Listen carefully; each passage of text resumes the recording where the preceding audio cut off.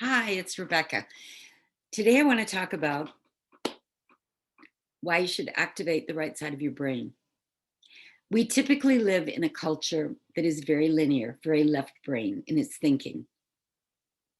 We're intentionally programmed that way so we don't get too heavily into the big secrets of the universe, which have always been around. The answers have always been around, but they're kind of hidden from mankind. And if you're just a left brain thinker, that means you're using your five senses to feed you all the information that you could possibly want. And that's how you're making most of your decisions.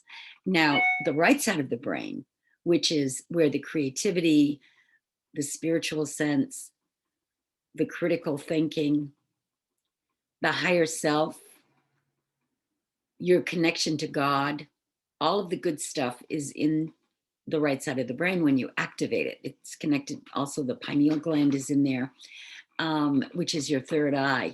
And once you begin to understand that you are so much more than just your physical being, and you learn how to go within and tell yourself, I'm not my body, I'm not my mind.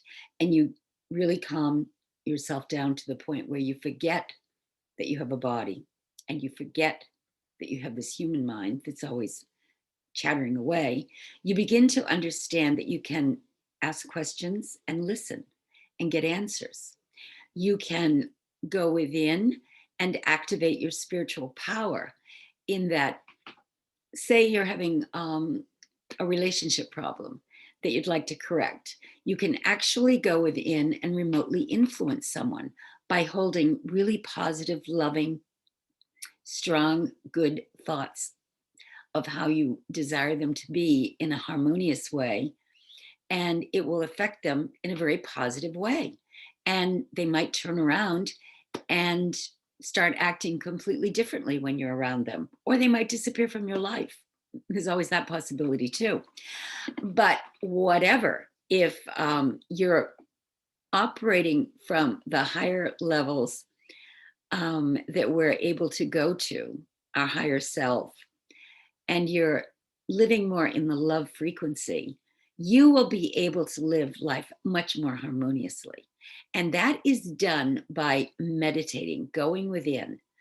Um, that's why I trained probably around 3,000 people to go down to the alpha theta level of consciousness.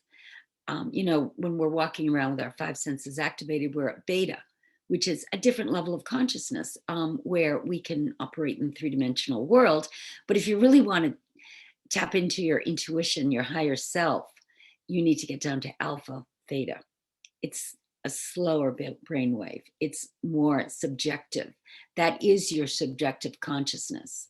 Your objective consciousness is when you're living in your five senses, but the subjective world is your imagination, where you use creative visualization and you can imagine things the way you'd like them to be.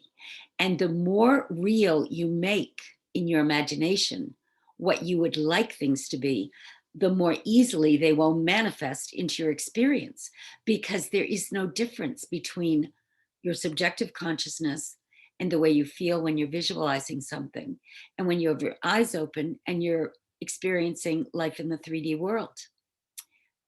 You can make the inner world more real than the outer world. And in reality, it is, because you're creating it and you're in control. And it gives you a whole different way to operate in this dimension once you tap into that and you understand that your inner world can actually create your outer world. If you want some more information, contact me.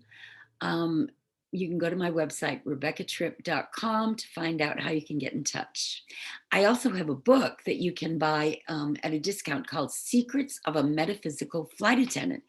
And in that book, I have a lot of stories about how I got on the path and some of the amazing things that I've learned as a result of not only being a crew member traveling the world, but running into the right teachers and guidance along the way, which opened my thought to some pretty amazing things.